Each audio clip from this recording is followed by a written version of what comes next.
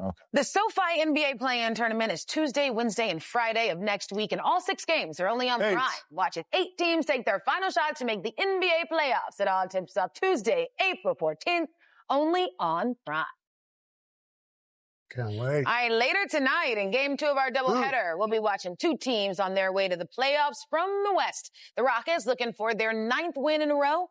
They're taking on the number 6 seed, the Timberwolves, in Houston. And that there is just one of 15 games on the slate, as every team in the league will be in action tonight and on Sunday, which is the final day of the regular season. More screens. There's a lot. Yeah, John has all his screens up to watch these games. There's a lot left to be decided, but here are some of the key matchups with seeding and playoff implications tonight. The Hawks and Raptors would clinch playoff spots with wins out west. If the Nuggets win and Lakers lose, Denver will get the 3 seed. Now, I got to tell you all, in school, I was terrible at math. I always had to go and do a little extra studying. So this very consequential, action-packed evening is a lot to unpack. So what are you going to be watching most closely in the green room tonight, John? I'm going Raptors Knicks.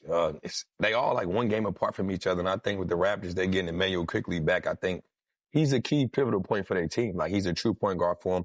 And they don't have a lot of three-point shooting out there. He's one guy that spaced the floor. But it also gives Jamal Shead the opportunity to go back to the bench and be that point guard for their second unit. So I think to be in the spot they're in, they're very happy with it. I mean, not being fully healthy most of the year. Jakob missing time.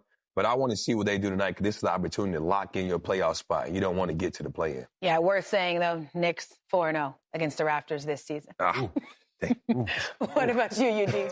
I'm going Hornets, and I'm looking at them against the Detroit Pistons. And I'm looking at the Detroit Pistons side because Cade Cunningham has just come back. So I want to see how he's doing and how his conditioning is and everything, rhythm and pace and everything going into the playoffs. Obviously, we see what happened there. But obviously, we all want to see the Charlotte Hornets get in. So I want to see them win. They need a little help. They're sitting right there in that play-in situation. So I want to see them get in because I want to see what the ceiling for that team can be. I think we see that team as one of the teams that can go far, or we see that team as one of the teams that can go 0-4 and lose and be out early. So I really want to see what the ceiling of that team is. I think they've done a great job over there, but we all know the playoffs is a completely different season. Yeah, watching the Hornets in the playoffs would be primetime TV, Dirk. Let's see. Listen, LaMelo shooting a one-legged.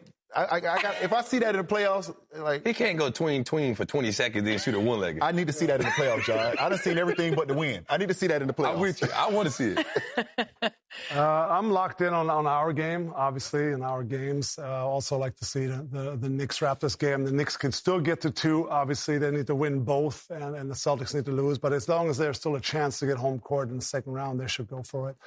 And then I'm looking forward to Spurs-Mavs. There's a chance Wemby's coming back again, and he's got a case, and he wants to go for his MVP.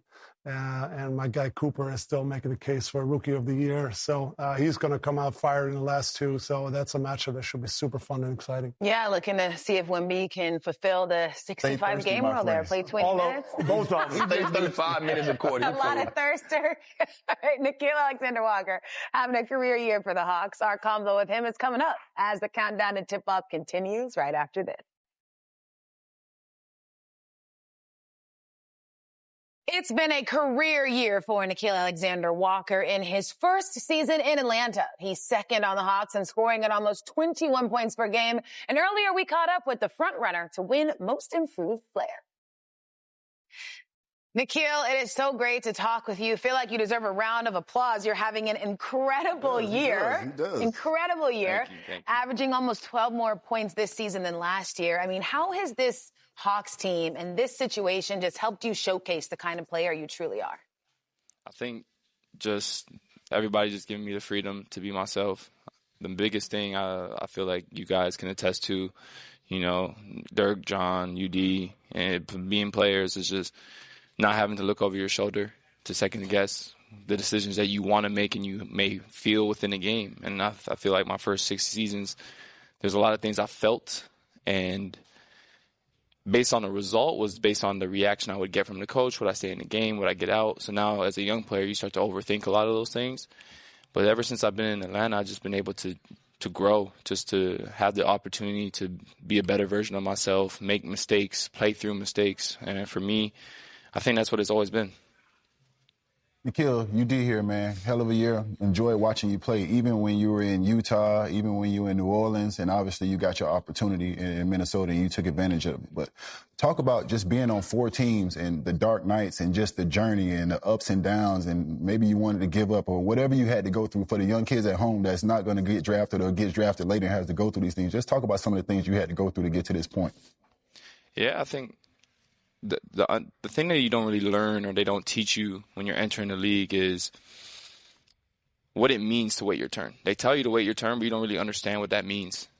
For me, working hard and my work ethic has been what I laid my hat on. That's been part of my identity, who I am. So I was always able to just work hard. And through those times, I continued to work, but I never got the result when I wanted it. And that was the main thing that I had to learn, just being patient and understanding like it's not on my timing.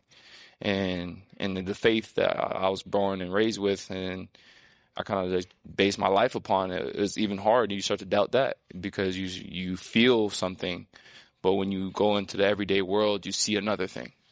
And it's kind of like, am I crazy to believe this? And a lot of people don't see it, or I don't have the chance to show it. Is it me that's missing it? So, it was really hard. I remember when I got traded to Utah, it was my 4th season, and I got traded again to Minnesota. I thought, like, you know what? My career in the NBA could be over. The average career is like 4 years when you enter. So I'm thinking, man, you know what? I'm just going to make the most out of what the NBA has given me. Whether that's a cold tub, whether that's a steam room, whether that's treatment, getting in the gym. Like, it was just like I heard stories of when you go to Europe, not everything is, the facilities ain't what it is. And I started to just really look into the smaller things and the small details. It was like, I'm just going to enjoy every little fine detail that I've been blessed to receive. Beautiful.